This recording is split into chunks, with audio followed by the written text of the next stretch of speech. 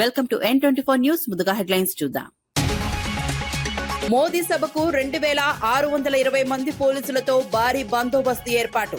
Parade ground సభకు 1,00,000 మందికి పైగా హాజరు అంచనా. మోదీ సభ నేపథ్యంలో ట్రాఫిక్ మళ్లింపులపై పోలీసుల సూచనలు. సభా ప్రాంగణంలో డ్రోన్లపై నిషేధం విధించిన పోలీసులు. కూటమి పాలనతో రాష్ట్రంలో ప్రశాంతత వచ్చిందన్న సంధ్యారాణి. అభివృద్ధి సంక్షేమమే ప్రభుత్వ లక్ష్యమంటూ మంత్రి వ్యాఖ్యలు. రాష్ట్రంలో పెట్టుబడులు వేగంగా పెరుగుతున్నాయన్న సంధ్యారాణి. మహిళల యువత కోసం ప్రత్యేక చర్యలంటూ మంత్రి వెల్లడి. పాలమూరు ప్రాజెక్టుపై పాత నిర్ణయాన్ని కవిత తీవ్ర విమర్శ. శ్రీశైలం నీటి నిర్ణయం చారిత్రక తప్పిదమంటూ కవిత ఫైర్. పాలమూరు ప్రాజెక్టుకు జాతీయ హోదా ఇవ్వాలని కవిత డిమాండ్.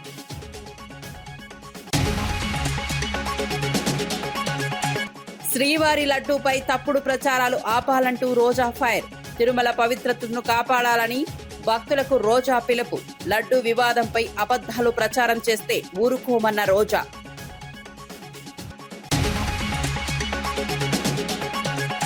తెలంగాణలో నేరాల పెరుగుదలపై హరీష్ రావు తీవ్ర ఆగ్రహం. ప్రజల భద్రత కంటే రాజకీయ కక్షలేనంటూ హరీష్ విమర్శ. దోపిడీలు పెరుగుతున్నా పోలీసులు విఫలమంటూ హరీష్ ఫైర్. టీఆర్ఎస్ నేతల వేధింపులపై ప్రభుత్వాన్ని నిలదీసిన హరీష్ రావు. హైదరాబాద్ సచివాలయంలో పార్లమెంటరీ స్టాండింగ్ కమిటీ సమావేశం జరిగింది. ఈ సమావేశంలో ముఖ్యమంత్రి Revanth Reddy, committee chairman Magunta Srinivasulu Reddy, MP Chamala Kiran Kumar Reddy పాల్గొన్నారు. రాష్ట్ర ప్రభుత్వ ప్రధాన కార్యదర్శి రామకృష్ణారావుతో పాటు రాష్ట్ర కేంద్ర ప్రభుత్వ ఉన్నతాధికారులు సమావేశంలో హాజరయ్యారు. రాష్ట్ర అభివృద్ధి, కేంద్ర పథకాల అమలు, మౌలిక సదుపాయాల పురోగతి, సంక్షేమ కార్యక్రమాలపై సమీక్ష నిర్వహించారు. కేంద్ర రాష్ట్ర సమన్వయంతో అభివృద్ధి పనులు వేగవంతం చేయాలని అధికారులు చర్చించారు. ప్రజలకు మెరుగైన సేవలు అందించే దిశగా పలు అంశాలపై సూచనలు ఇచ్చినట్లు సమాచారం.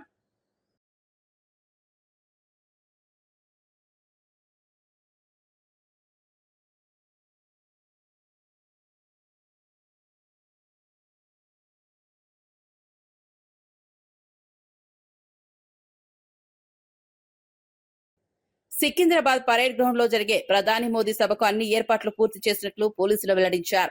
సభకు 1,00,000 మందికి పైగా ప్రజలు హాజరవుతారని అంచనా వేస్తున్నారు. భద్రత కోసం 2620 మంది పోలీసులతో భారీ బందోబస్తు ఏర్పాటు చేశారు. ట్రాఫిక్ మళ్లింపులపై ప్రజలకు ముందస్తు సూచనలు జారీ చేశారు. సభకు వచ్చే వాహనాల కోసం 8 చోట్ల పార్కింగ్ సౌకర్యం కల్పించారు. పరేడ్ గ్రౌండ్ పరిసరాలను సీసీ కెమెరాలతో పర్యవేక్షిస్తామని తెలిపారు. డ్రోన్లను నిషేధిత ప్రాంతంగా ప్రకటించారు. ప్రతి ఒక్కరిని క్షుణ్ణంగా తనిఖీ చేసిన తర్వాతే సభలోకి అనుమతిస్తామని పోలీసులు స్పష్టం చేశారు. వేసవి దృష్ట్యా ప్రజలు తగిన జాగ్రత్తలు పాటించాలని సూచించారు. దాదాపుగా డీసీపీ ర్యాంక్ లో ఒక 3, అడిషనల్ డీసీపీ ర్యాంక్ లో 5 మంది, ఏసీపీ ర్యాంక్ లో 21 మంది, ప్రొబేషనరీ డిఎస్పీస్ కూడా దీంట్లో మనకు పాలు పంచుకుంటున్నారు 61 మంది, 57 మంది ఇన్స్పెక్టర్లు, 226 మంది సబ్ ఇన్స్పెక్టర్లు, మొత్తం కలిపి దాదాపుగా 1045 మంది also ASIs, HCs, PCs, home guards అందరూ కలిపి 12 platoons, TGSP platoons, 6 AR platoons, octopus, SOT, intelligence, bomb squad, sniffer dogs, ఇది కాకుండా 620 మంది ట్రాఫిక్ పర్సనల్, 2620 మంది సిబ్బందితో, పోలీస్ సిబ్బందితో రేపు elaborate law and order and traffic arrangements చేసి ఉన్నాం. దీనికి సంబంధించి వెన్యూ ఏదైతే మనకు పరేడ్ గ్రౌండ్స్ ఉందో దానికి అప్రోచ్ రోడ్స్, తర్వాత పార్కింగ్ ఏరియాస్, తర్వాత కీ జంక్షన్స్, ఇవన్నీ కూడా కంటిన్యూస్గా సీసీటీవీ కంట్రోల్లో సర్వేలెన్స్లో తీసుకొని వచ్చుకున్నాము. ఒక కమాండ్ కంట్రోల్ వ్యవస్థ ఏర్పాటు చేయడం జరిగింది. 24/7 ఇది కెమెరాలతో నిఘా కంటిన్యూ అవుతుంది. ఇదే కాకుండా మల్టీలేయర్డ్ యాంటీ సబోటేజ్ చెక్స్ కూడా కంటిన్యూ అవుతున్నాయి. అయితే దీంట్లో పబ్లిక్ ఎంట్రీ మనము డెసిగ్నేటెడ్ గేట్స్, ఎక్కడి నుంచి అయితే పబ్లిక్ ఎంటర్ కావాలో మనము చాలా క్లియర్గా ఒక ట్రాఫిక్ అడ్వైజరీ ఇస్తున్నాము. దానికి సంబంధించి అదే గేట్స్ నుంచి ఎంటర్ కావాలి. కాకపోతే ఈ ఎంటర్ అయ్యే క్రమంలో ఆనరబుల్ ప్రైమ్ మినిస్టర్ చాలా important protective for the nation కాబట్టి ఎంటర్ అయ్యే వాళ్ళు ఎవరు కూడా సంబంధించిన వస్తువులు ఏవైతే మనము నాన్ పర్మిటెడ్ వస్తువులు ఏవి కూడా లోపలికి తీసుకొని రావడానికి లేదు. ఇవి అదే కాకుండా మ్యాండేటరీ ఫ్రిస్కింగ్కి పోలీస్కి సహకరించాలని కోరుతున్నాం. ప్రతి ఒక్కరు కూడా డిఎఫ్ఎండి నుంచి చెక్ పాయింట్ నుంచే పాస్ అయిపోయి లోపల కూర్చోవాలని కోరుతున్నాము. ఇదే కాకుండా ఫుడ్ ఐటమ్స్, తర్వాత షార్ప్ ఆబ్జెక్ట్స్ ఇలాంటివి మేము చాలా డీటెయిల్డ్గా మీకు ప్రెస్ నోట్లో ఇస్తాము. ఇవేవి కూడా క్యారీ చేయవద్దని మనవి. ఇదే కాకుండా ఏరియల్ ఆబ్జెక్ట్స్ ఏవి కూడా, డ్రోన్స్ లాంటివి ఏవి కూడా రాత్రి 12 గంటల నుంచి నిషేధించబడ్డాయి. ఈ ఏరియాలో ఎక్కడ including media people, general public ఎవరు కూడా ఫ్లై చేయకూడదు. నో ఫ్లై జోన్గా ప్రకటించాము. ఎస్పెషల్లీ బేగంపేట్ పోలీస్ స్టేషన్ పరిధిలో, బోయిన్పల్లి, తర్వాత మారేడ్పల్లి పోలీస్ స్టేషన్ పరిధిలో ఈ ఏరియా వస్తుంది. ట్రాఫిక్ రెగ్యులేషన్స్కి సంబంధించి కాంగ్రెస్ అంటే ముస్లింలు, ముస్లింలు అంటే కాంగ్రెస్ అని సీఎం స్పష్టంగా చెబుతున్నారని బీజేపీ ఎంపీ లక్ష్మణ్ విమర్శించారు. జాతీయ స్థాయిలో కాంగ్రెస్ నాయకత్వం హిందువులను కించపరిచేలా వ్యవహరిస్తోందన్నారు. గుజరాత్ ప్రభుత్వం సోమనాథ్ ఆలయ అభివృద్ధికి కట్టుబడి ఉత్సవాలు నిర్వహిస్తోందని చెప్పారు. హిందూ దేవాలయాల పరిరక్షణకు బీజేపీ ప్రభుత్వం ప్రాధాన్యత ఇస్తోందని పేర్కొన్నారు. కాంగ్రెస్ పార్టీ మత రాజకీయాలు చేస్తోందని ఆరోపించారు. దేశ సంస్కృతి సంప్రదాయాలను కాపాడేందుకు బీజేపీ కృషి చేస్తోందన్నారు. తీసుకొని వాళ్ళ పదే పదే వారి మంత్రివర్గ సభ్యులు కానీ వారు కానీ జాతీయ స్థాయిలో కాంగ్రెస్ నాయకత్వం అంతా కూడా హిందువులను కించపరిచేదానికి వారు ఏ రకంగా వ్యవహరిస్తున్నారో ఒక్కసారి మనం ఇవాళ పరిశీలిస్తే, ఇవాళ మనం చూస్తున్నాం గొప్పగా ఏ రకంగా ఇవాళ గుజరాత్లో మరి అక్కడి ప్రభుత్వం ఏ రకంగా ఈరోజు ఉత్సవాలు జరుపుతూ ఉన్నది. ముఖ్యంగా కాంగ్రెస్ సోమనాథ్ యొక్క దేవాలయ సమగ్ర అభివృద్ధికి ఇవాళ హిందువుల మనోభావాలతో ముడిపడినటువంటి ఆ దేవాలయాన్ని పునరుజ్జింపజేసి ఇవాళ ఘనంగా ఉత్సవాలు జరుపుకుంటాను. మహారాష్ట్రలో హిందూ మహిళలపై అరాచకాల ఆరోపణలు ఎదుర్కొంటున్న నిదా ఖాన్ అరెస్టు వ్యవహారంపై గోషామహల్ ఎమ్మెల్యే రాజాసింగ్ స్పందించారు. నిదా ఖాన్ ఎంఐఎం కార్పొరేటర్ ఇంట్లో దొరకడం వెనుక అసదుద్దీన్ ఓవైసీ హస్తం ఉందని ఆరోపించారు. సీఎం రేవంత్ రెడ్డి ఓవైసీకి దూరంగా ఉండాలని హెచ్చరించారు. లేకపోతే రాజకీయంగా నష్టం తప్పదన్నారు. రాష్ట్రంలో మతపరమైన ఉద్రిక్తతలు పెంచే వారిపై కఠిన చర్యలు తీసుకోవాలని డిమాండ్ చేశారు.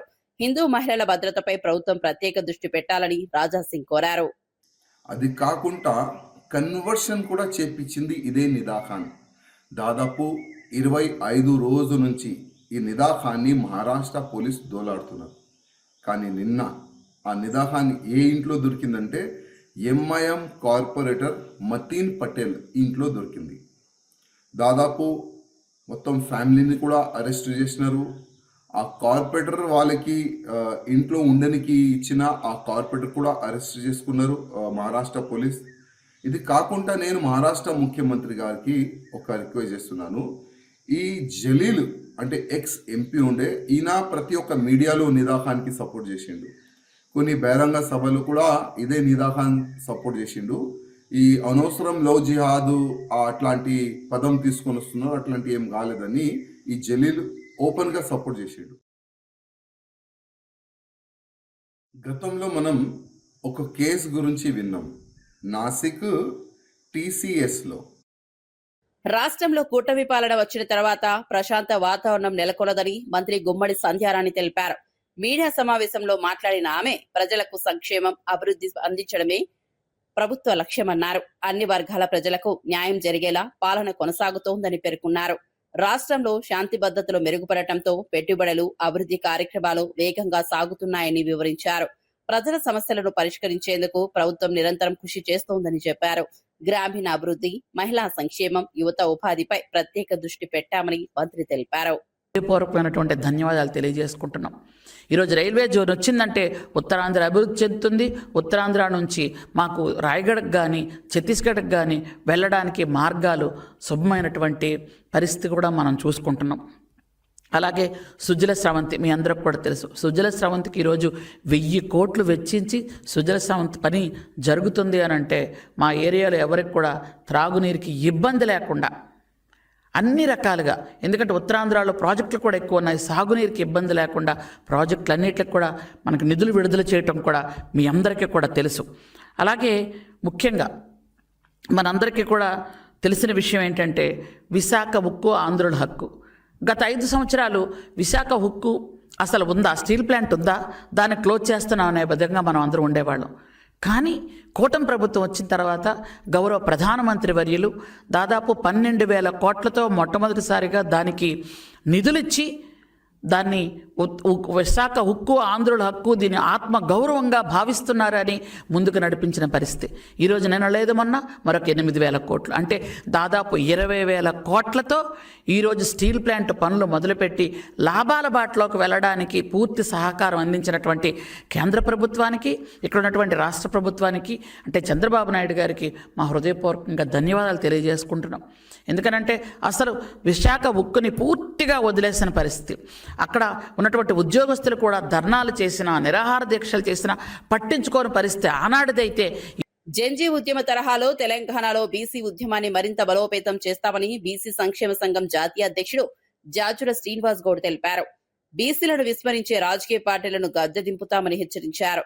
2029 నాటికి తెలంగాణలో బీసీలదే అధికారం అవుతుందని పేర్కొన్నారు. ఫీజు రీయింబర్స్మెంట్ పథకాన్ని పాత విధానంలో అమలు చేయకపోతే జూన్లో హైదరాబాద్ ను దిగ్బంధిస్తామని హెచ్చరించారు. తెలంగాణలో బీసీలకు తీవ్ర అన్యాయం జరుగుతోందని ఆరోపించారు. ఉమ్మడి రాష్ట్రంలో అమలైన పథకాలను కూడా ఇప్పుడు రద్దు చేస్తున్నారని మండిపడ్డారు. ఏపీలో బీసీ సప్లాన్ అమలు జరుగుతుండగా తెలంగాణలో నిర్లక్ష్యం చేస్తున్నారని విమర్శించారు. బీసీల విద్యార్థుల భవిష్యత్తుతో ప్రభుత్వం చెలగాటమాడుతోందని జాజుల శ్రీనివాస్ గౌడ్ ఆరోపించారు. బీసీ సంఘాలుగా రాష్ట్ర ప్రభుత్వాన్ని ఏం డిమాండ్ చేస్తా ఉన్నాం? ఈ రాష్ట్రంలో ఇంజనీరింగ్ చదివేటటువంటి విద్యార్థులకు ఎంత ఫీజు ఉందో ఆ ఫీజు మొత్తం ప్రభుత్వమే భరించాలని చెప్పి ఈరోజు మనం డిమాండ్ చేస్తా ఉన్నాం. అదేవిధంగా బీ ఫార్మసీ, అదేవిధంగా ఎంబీఏ, ఎంసీఏ, అదేవిధంగా మెడిసిన్ చదివేటటువంటి విద్యార్థులకు కూడా పూర్తి ఫీజు రియంబర్స్మెంట్ చేయాలని చెప్పి కూడా ప్రభుత్వాన్ని డిమాండ్ చేస్తా ఉన్నాం. ఈరోజు పూర్తి ఫీజుల రియంబర్స్మెంట్ చేయడం అని చెప్పి ఈరోజు ఎందుకు డిమాండ్ చేస్తా ఉన్నాం? ఆ రోజు మేమందరం కూడా పోరాటం చేసి 2008లో మరి స్వర్గీయ రాజశేఖర రెడ్డి గారు ఉన్నప్పుడు ఈ రాష్ట్ర ప్రభుత్వం కాంగ్రెస్ ప్రభుత్వంతో, అప్పుడు ఉన్నటువంటి కాంగ్రెస్ ప్రభుత్వంతో కొట్లాడి ఈరోజు ఫీజుల రియంబర్స్మెంట్ స్కీమ్ అమలు చేయించాం. వెళ్తే ప్రభుత్వ మెడికల్ కాలేజీలను అమ్మేస్తామని టీడీపీ నేతలు మాట్లాడడం దారుణమని మాజీ మంత్రి పేర్ని నాని విమర్శించారు. ప్రభుత్వ మెడికల్ కాలేజీలు ఉంటే పేదలకు వైద్య విద్యతో పాటు మెరుగైన విద్యం కూడా అందుతుందని అన్నారు. చిత్తూరులోని అపోలో ఆసుపత్రిలో ఉచిత వైద్యం పేరుతో సీట్లు అమ్ముకొని కోట్ల రూపాయలు సంపాదిస్తున్నారని ఆరోపించారు. ప్రభుత్వ వైద్య రంగాన్ని బలహీనపరిచి ప్రైవేట్ సంస్థలకు లాభాలు చేకూర్చే ప్రయత్నాలు జరుగుతున్నాయని మండిపడ్డారు. పేద విద్యార్థులు డాక్టర్లుగా ఎదగాలంటే ప్రభుత్వ మెడికల్ కాలేజీలు కీలకమని చెప్పారు. ప్రజల ఆరోగ్యాన్ని వ్యాపారంగా మార్చే విధానాలను వ్యతిరేకిస్తామని, ప్రభుత్వ వైద్య రంగాన్ని కాపాడేందుకు పోరాటం కొనసాగుతుందని పేర్ని నాని స్పష్టం చేశారు. తప్పే చిత్తూరు మెడికల్ కాలేజీలో ఏం జరుగుతుంది? చిత్తూరు గవర్నమెంట్ హాస్పిటల్ని అపోలో హాస్పిటల్కి ఇస్తే అపోలో హాస్పిటల్ తీసుకున్నటువంటి మొదటి సంవత్సరమే హాస్పిటల్లో మంచాలు ఎట్టా ఉన్నాయి, మంచాలు కొత్త ఏం కావాలి, దుప్పట్లు ఏం కావాలి, డాక్టర్లు తక్కువ ఏమన్నారు, లేకపోతే ఏమేమి ఎక్విప్మెంట్ కావాలి పరీక్షలు చేయటాకని చెప్పి వాళ్ళు ఆలోచించలా. మెడికల్ కాలేజీ పెట్టాలంటే ఏమేం కావాలని చూసుకుని మెడికల్ కాలేజీ పెట్టుకున్నారు. అపోలో హాస్పిటల్ చిత్తూరులో కావాలని మీరు చూసుకోవచ్చు. ఎవరైనా ఏం చేస్తున్నారు? ఫ్రీగా ఎవరికైనా అన్ని వేల కోట్లు సంపద ఉందని చెప్పి అపోలో హాస్పిటల్ గవర్నమెంట్ స్కూల్ తీసుకుని ఏమన్నా నేను పుట్టిన జిల్లా అని చెప్పి ఏమైనా ఉద్ధరిస్తాకేమైనా చేస్తున్నారా? లేదే పచ్చి వ్యాపారం చేస్తున్నారు దాని మీద. అపోలో హాస్పిటల్లో వైద్యం డబ్బులకి ఏమనంటే గొప్పగా చెప్తున్నారు. సర్వీస్ ఛార్జెస్ అంట. సర్వీస్ ఛార్జెస్ పైన హాస్పిటల్లో డబ్బులు వసూలు చేస్తారు. మెడికల్ కాలేజీలోనేమో అపోలో బ్రాండ్ మీద 3 కోట్లకి సీట్ అమ్ముకుంటారు. 60 అంటే 3 కోట్ల చొప్పున సుమారుగా 60, 70 సీట్లు, 80 సీట్లు వస్తాయి. మరి డబ్బులు ఏంటి? చంద్రబాబు నాయుడు గారికి 3-4 సీట్లు ఇస్తారంట, అంటే క్యాష్ ఇస్తారు. అంటే నాకేంటి దీంట్లో అని చెప్పినటువంటి ఎంతసేపు ఆలోచన. హైదరాబాద్ లో మాజీ ఐపీఎస్ అధికారి భార్య హత్య జరిగిన నిందితులను పట్టుకోలేకపోవడం దారుణమని మాజీ మంత్రి హరీష్ రావు విమర్శించారు. ప్రజలు జాగ్రత్తగా ఉండాలని సిపి చెప్పడం బాధ్యతారాహిత్యమన్నారు. కరీంనగర్ లో బంగారం దోపిడీలు, ఎమ్మెల్యేల క్యాంప్ కార్యాలయాలపై దాడులు జరుగుతున్నా పోలీసులు అరికట్టలేకపోతున్నారని ఆరోపించారు. మరోవైపు బీఆర్ఎస్ నాయకులపై మాత్రం రాజకీయ వేధింపులు పెంచుతున్నారని మండిపడ్డారు. దొంగను పట్టుకుని అప్పగించిన క్రిషాంక్ పై నాన్ బెయిలబుల్ కేసు పెట్టి జైలుకు పంపారని గుర్తు చేశారు. దేశంలోనే అత్యధిక క్రైమ్ రేట్ తెలంగాణలో ఉందని కేంద్ర నివేదిక చెబుతోందన్నారు. రాష్ట్రంలో ప్రజల భద్రత కంటే రాజకీయ కక్ష సాధింపులకే ప్రభుత్వం ప్రాధాన్యత ఇస్తోందని హరీష్ రావు ఆరోపించారు. క్యాంప్ ఆఫీసుల మీద దాడి చేస్తే కనీసం ఆపే పరిస్థితి లేదు. ఒక మహిళ అర్ధరాత్రి పూట హైదరాబాద్ లో నడిచే పరిస్థితి లేదు. కానీ బీఆర్ఎస్ నాయకుల మీద మాత్రం రాజకీయ వేధింపులకు కొదవలేదు. కేసుల మీద కేసులు పెట్టి, అక్రమ కేసులు పెట్టి, అరెస్టుల మీద అరెస్టులు పెట్టి, జైలు నుంచి బయటకు రాకుండా ఎంతమంది బీఆర్ఎస్ నాయకులను వేధిస్తున్నారు. ఇవాళ క్రిషాంక్ పోయి ఎన్ని రోజులైంది? క్రిషాంక్ చేసిన తప్పేంది? దొంగను దొరకబట్టి పోలీసులకు సెల్ ఫోన్ ఇచ్చిండు అంతే. ఫేక్ సోషల్ మీడియాలో ఫేక్ వార్తలు పెట్టిన వ్యక్తిని దొరకబట్టి ఈ ఫోన్ నుంచే సోషల్ మీడియాలో ఫేక్ వార్తలు పెట్టిండు, అబద్ధాలు ప్రచారం చేసిండని ఆ ఫోన్ అతని చేతుల నుంచి తీసుకొని పోలీస్ చేతికి ఇచ్చాడు. దానికి నాన్ బెయిలబుల్ సెక్షన్లు పెట్టి ఒక దళిత నాయకుడు క్రిషాంక్ను 20 రోజులుగా జైల్లో పెట్టిండ్రు. అంటే మీరు అసలు చేయాల్సిన పని ఏంది? మీరు చేస్తున్న పని ఏంది? ఎటుపోతుంది రాష్ట్రం? నిన్ననే కేంద్ర ప్రభుత్వం నివేదిక వచ్చింది. దేశంలో అత్యధిక ఎస్సీ ఎస్టీ కేసులు ఎక్కడైతున్నాయంటే తెలంగాణలో అవుతున్నాయి. అత్యధిక పిల్లలు మిస్సింగ్ ఎక్కడున్నారు అంటే తెలంగాణలో. అందులో ఆడపిల్లలు మిస్సింగ్ ఉన్నారు. వాళ్ళని పట్టుకోవడంలో బాగా వెనుకబడ్డ రాష్ట్రం ఏది అంటే తెలంగాణ రాష్ట్రం. అత్యధిక కేసులు దేంట్లో చూసినా.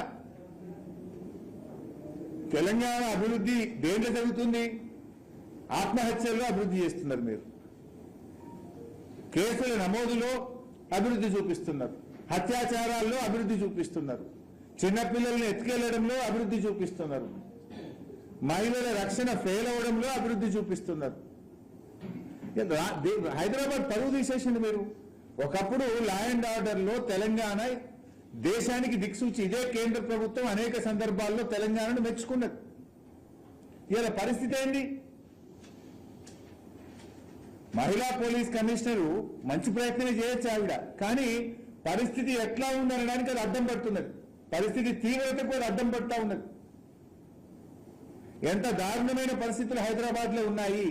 ఒక ఐపీఎస్ ఆఫీసర్ భార్యను మర్డర్ చేస్తే ఎట్లుంది? ఒక ఐపీఎస్ ఆఫీసర్ రోడ్డు మీద తిరుగుతే పరిస్థితులు ఎట్లా ఉన్నాయి? అంటే ఈ రకంగా రాష్ట్రంలో రాజకీయ వేధింపులకు పోలీసులు వాడుకుంటున్నారు. కక్ష సాధింపు చర్యలకు పోలీసులు వాడుకోవడం వల్ల పోలీసులు తమ పని తాము చేసుకోలేక లా అండ్ ఆర్డర్ కుప్పగూలింది. రాష్ట్రం పరువు తీసింది ఈ రేవంత్ రెడ్డి. హోంమంత్రిగా, ముఖ్యమంత్రిగా రేవంత్ రెడ్డి అఫ్టర్ ఫెయిల్. మంచిర్యాల జిల్లా మందమరిలో బెల్లంపల్లి ఏసీపీ కిరణ్ కుమార్ ప్రత్యేక అవగాహన కార్యక్రమం నిర్వహించారు. కరీంనగర్ ప్రాంతంలో ఇటీవల జరిగిన దోపిడీ ఘటనల నేపథ్యంలో ప్రజలు అప్రమత్తంగా ఉండాలని సూచించారు. బ్యాంకర్లు, ప్రైవేట్ గోల్డ్ కంపెనీలు, లాడ్జ్ నిర్వాహకులు, వ్యాపారులకు నేరాల నివారణ చర్యలపై అవగాహన కల్పించారు. ఆధునిక సీసీటీవీ కెమెరాలు ఏర్పాటు చేసి నిరంతర పర్యవేక్షణ చేపట్టాలని సూచించారు. ప్రజల సహకారంతోనే శాంతి భద్రతలు కాపాడగలమని పోలీసులు తెలిపారు. అనుమానాస్పద వ్యక్తులపై వెంటనే సమాచారం ఇవ్వాలని కోరారు. నేరాలను అరికట్టేందుకు పోలీసులు కఠిన చర్యలు చేపడుతున్నట్లు ఏసీపీ వెల్లడించారు. ప్రికాషన్స్ ఏదైతే సెక్యూరిటీ సంబంధించిన ఎక్కడ ల్యాబ్సెస్ ఉంటే వాటిని మనం ఆ సెక్యూరిటీ ల్యాబ్సెస్ కవర్ చేసుకుంటే సంబంధించిన అరేంజ్మెంట్ చేసుకోవాలని చెప్పి అందరు కూడా దీనికి కోఆపరేట్ చేయాలి. రోజా ఈవీఎంలు, శ్రీవారి లడ్డు వివాదంపై తీవ్రంగా స్పందించారు. దొంగ ఈవీఎంలు కాకుండా ప్రజల ఓట్లతో అధికారంలోకి రావాలని వ్యాఖ్యానించారు. పవిత్రమైన శ్రీవారి లడ్డూను అవమానించేలా అబద్ధపు ప్రచారాలు చేయడం దారుణమన్నారు. వెంకటేశ్వర స్వామి తిరుమల లడ్డూపై తప్పుడు ప్రచారాలు చేస్తే ఊరుకునేది లేదని హెచ్చరించారు. భక్తుల మనోభావాలను దెబ్బతీసే వారిపై కఠిన చర్యలు తీసుకోవాలని డిమాండ్ చేశారు. ఆధ్యాత్మిక విశ్వాసాలను రాజకీయ ప్రయోజనాల కోసం వాడుకోవడం తగదన్నారు. తిరుమల పవిత్రతను కాపాడడం ప్రతి ఒక్కరి బాధ్యత అని రోజా పేర్కొన్నారు. అవమానించారో ఈ రాష్ట్రంలో అందరూ గమనించారు. మళ్ళీ సిగ్గు లేకుండా అసెంబ్లీలో బాత్రూమ్ కెమికల్స్ వాడారు అని మాట్లాడుతుంటే ఇతను మనిషా లేకపోతే ఏంటి అనేది అనుమానం వచ్చింది. ఎందుకంటే ఒక తప్పు చేసుంటే ఆ చేసిన వాళ్ళని సాక్ష్యాధారాలతో నిరూపించి అరెస్ట్ చేయండి, శిక్షించండి, ఎవరు ఏమనరు. కానీ మీ మీటింగుల్లో ఒక లీకులు ఇవ్వటం, ఆ లీకుల ఆధారంగా అధికారం ఉంది ఇక్కడ ఢిల్లీలో అని చెప్పి మీ ఇష్టానికి వెంకటేశ్వర స్వామిని, లడ్డూని, అలాగే ఏ విషయాన్నైనా కూడా అబద్ధపు ప్రచారం చేసి అవమానించాలని చూసుకుంటే మాత్రం ఎవరు ఒప్పుకోమని కూడా ఈ సందర్భంగా తెలియజేస్తున్నాం. టీఆర్ఎస్ నాయకులపై ప్రభుత్వం చూపుతున్న శ్రద్ధలో 1% శాంతి భద్రతలపై పెట్టి ఉంటే రాష్ట్ర పరువు పోయేది కాదని మాజీ మంత్రి సబితా ఇంద్రారెడ్డి అన్నారు. కాంగ్రెస్ ఎమ్మెల్యే మేడిపల్లి సత్యం టీఆర్ఎస్ నేతలు నోరు అదుపులో పెట్టుకోకపోతే దాడులు చేస్తామని హెచ్చరించడం దారుణమన్నారు. 2 ఏళ్లలో సీఎం రేవంత్ రెడ్డి మాట్లాడిన ప్రతి మాటకు తాము కూడా దాడులు చేయాలని ప్రశ్నించారు. కానీ అది తమ సంస్కారం కాదన్నారు. కాంగ్రెస్ బీజేపీ కలిసి బీఆర్ఎస్ పార్టీని బలహీనపరిచే ప్రయత్నం చేస్తున్నాయని ఆరోపించారు. కేంద్ర మంత్రి బండి సంజయ్ పోలీసులకు ఎలాంటి ఆదేశాలు ఇస్తున్నారో ప్రజలకు చెప్పాలని డిమాండ్ చేశారు. మారుతూ ఉంటాయి, మారుతున్నప్పుడు ప్రాధాన్యతలు కూడా మారుతాయి. కానీ ప్రాథమిక బాధ్యత అయిన శాంతి భద్రతలను విస్మరిస్తే రాష్ట్రమే అధోగతి అవుతుందనే దానికి ఈ 2.5 సంవత్సరాలు ఎగ్జాంపుల్. మన రాష్ట్రంలో చూస్తూ ఉన్నాం, శాంతి భద్రతలు అనగానే ఒక రాజకీయ వేధింపులు, ప్రతిపక్షంలో ఉన్న వాళ్ళను ట్రాక్ చేయడం తప్పిస్తే ఏం జరుగుతుంది రాష్ట్రంలో అనేది రివ్యూ చేసుకోవడానికి ఈ ప్రభుత్వం సిద్ధంగా ఉండదు.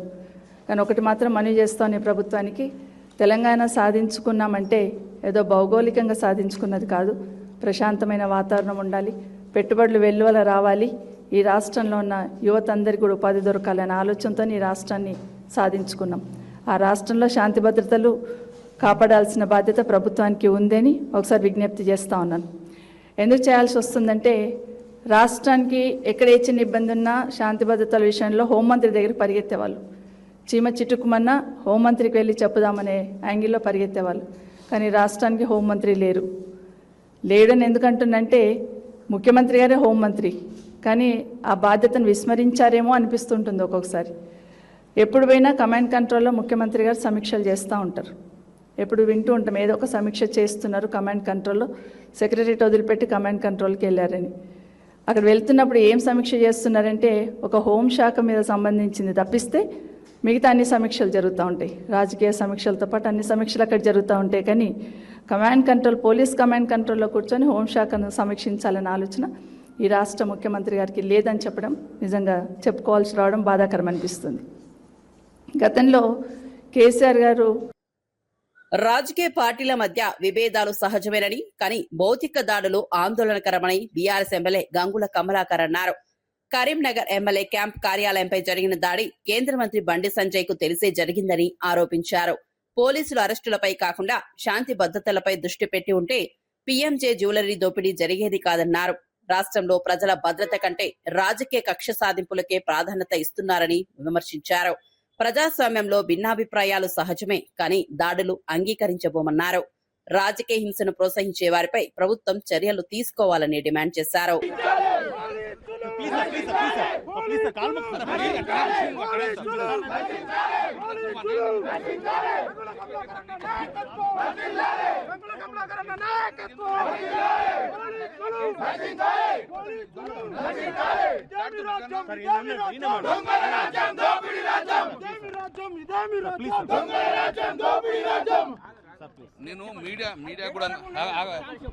నేను మీడియా కూడా రిక్వెస్ట్ చేస్తున్నా. ఇంత అరాచమా? నేను దొంగన 4 సార్లు గెలిచిన ఒక మాజీ మంత్రిని, నేను శాంతియుతంగా నా ఇంట్లో ఉంటుండగా నన్ను నిర్బంధం చేస్తూ కాదే, యాంటీ సోషల్ ఎలిమెంట్స్ నిర్బంధం చేయండి, దొంగలు నిర్బంధం చేయండి, ప్రజల రక్షణ కల్పింది, ప్రజల ఆస్తుల మీద ధ్వంసం జరుగుతుంది, ప్రభుత్వ ఆస్తుల మీద ధ్వంసం జరుగుతుంది, ప్రజల ఆస్తు నగలెత్తుకపోతున్నారు. మీరు దాని మీద కాన్సెప్ట్ 1000 మంది పోలీసులు 9 చుట్టూ నేను కనబడటానికి పొద్దులైతే కనబడి దొంగలు పట్టుకోండి, ఇటువంటి యాంటీ సోషల్ పట్టుకోండి. అట్లా ప్రజలకు శాంతియుతంలో బతికే పరిస్థితి తీసుకురాలి. మేము నేను ఒక్కడే చెప్తున్నా, బండి సంజయ్ కూడా ఒకటే చెప్తున్నా, సంజయ్ గారు ఇది నువ్వు ఒక మంత్రివి, నీ క్యాడర్ మొత్తం పలగొట్టిండ్రు, మీరు యాక్షన్ తీసుకోవాలి. చట్టాన్ని కాపాడాల్సిన మీరే, చట్టాన్ని చేతులు తీసుకునే విధంగా చేయకండి. ఒకవేళ మీకు తెలియక జరిగిందని మీరు అంటుకుంటా, మీరు డెఫినెట్గా వాళ్ళ యాక్షన్ తీసుకోండి, పునరావృతం కాకూడసుకోండి. ప్రజల ఆస్తుల రక్షణ కల్పించేది మీరే, కానీ ప్రజల ఆస్తులు ధ్వంసం చేస్తుంటే మీరు చూస్తూ ఊరుకోకుండా అని చెప్పి నేను కూడా చెప్పడం జరుగుతుంది.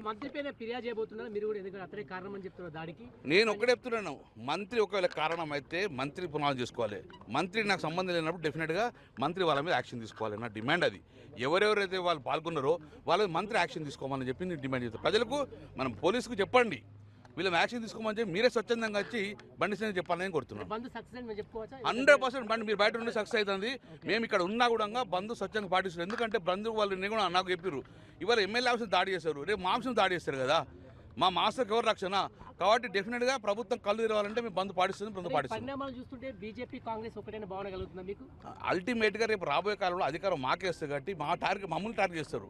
కాంగ్రెస్ జిల్లా అధ్యక్షుడు స్వాగతిస్తున్నామంటే ఏం చెప్పబోతాం మనం? దాడులు సాగుతామా? కాబట్టి దయచేసి చెప్తున్నాము, ఇది ఎవరైనా కానీ ఏ పార్టీ కానీ కరీంనగర్ ప్రజలు కరీంనగర్ హెడ్ క్వార్టర్ ఇది.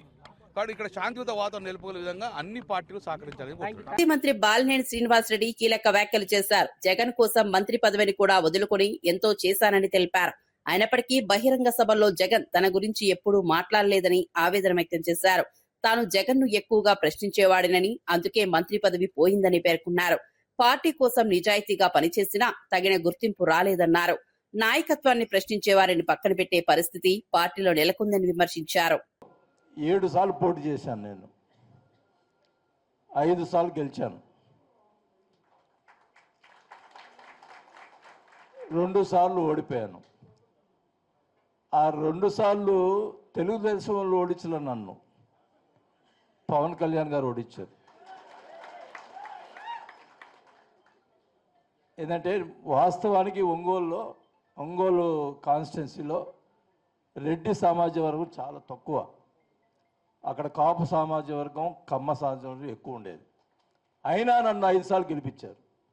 2 సార్లు 2 సామాజిక వర్గాలు కలిసేటప్పటికీ ఆ 2 సార్లు ఓడిపోయాను తప్ప తెలుగుదేశం వాళ్ళు సొంతంగా నన్ను ఓడించలేకపోయారు. తెలంగాణ రక్షణ సేన అధ్యక్షురాలు కల్వకుంట్ల కవిత పాలమూరు రంగారెడ్డి ప్రాజెక్టుపై గత బీఆర్ఎస్ ప్రభుత్వం తీసుకున్న నిర్ణయాన్ని తీవ్రంగా విమర్శించారు. జురాల బదులు శ్రీశైలం నుంచి నీరు తీసుకురావడం తెలంగాణ చరిత్రలో క్షమించరాని తప్పిదమన్నారు. రంగారెడ్డి జిల్లా జిల్లేడ్ చౌదరిగూడ జరిగిన సభలో ఆమె మాట్లాడారు. పాలమూరు రంగారెడ్డి ప్రాజెక్టు పూర్తి కోసం తమ పార్టీ పోరాటం కొనసాగిస్తుందని తెలిపారు. ఈ ప్రాజెక్టుకు జాతీయ హోదా కల్పించాలని కేంద్రాన్ని డిమాండ్ చేశారు. బీజేపీ మద్దతు ఇవ్వకపోతే భారీ ఆందోళనలు చేపడతామని హెచ్చరించారు. తెలంగాణ రైతుల ప్రయోజనాల కోసం పోరాటం ఆగదని కవిత స్పష్టం చేశారు. 50 మీటర్లకు కుదించేసి దాంతో ఇవాళ 2 టీఎంసీలు నీళ్లు శ్రీశైలం నుంచి ఎత్తిపోసుకోవాలంటే ఎత్తిపోసుకోలేనటువంటి పరిస్థితి. ఇప్పుడు అదే నేరాన్ని కాంగ్రెస్ పార్టీ కూడా కొనసాగిస్తుంది. ప్రధానమంత్రి గారు వస్తా ఉన్నారు. తెలంగాణలో ఖచ్చితంగా పాలమూరు రంగారెడ్డి ప్రాజెక్టుకి మీరు జాతీయ హోదా ప్రకటించాలని మేము డిమాండ్ చేస్తూ ఉన్నాం. మోడీ గారు వచ్చినప్పుడు మంగళహారతులు పట్టుడు కాదు, మోడీ గారికి మంగళహారతి ఇచ్చి పాలమూరు రంగారెడ్డికి నేషనల్ ప్రాజెక్ట్ స్టేటస్ ఇవ్వమని అడగాల్సిందే. మీరు అడగకపోతే వచ్చే ఎన్నికలలో అరుణమ్మని కూడా చూడం, పాలమూరు పొరుమైల దాకా భారతీయ జనతా పార్టీ తరిమి కొట్టే పని చేస్తామని చెప్పి టీఆర్ఎస్ తరఫున మేము మీకు హెచ్చరిక చేస్తా ఉన్నాం. మరిన్ని అప్డేట్స్ కోసం చూస్తూనే ఉండండి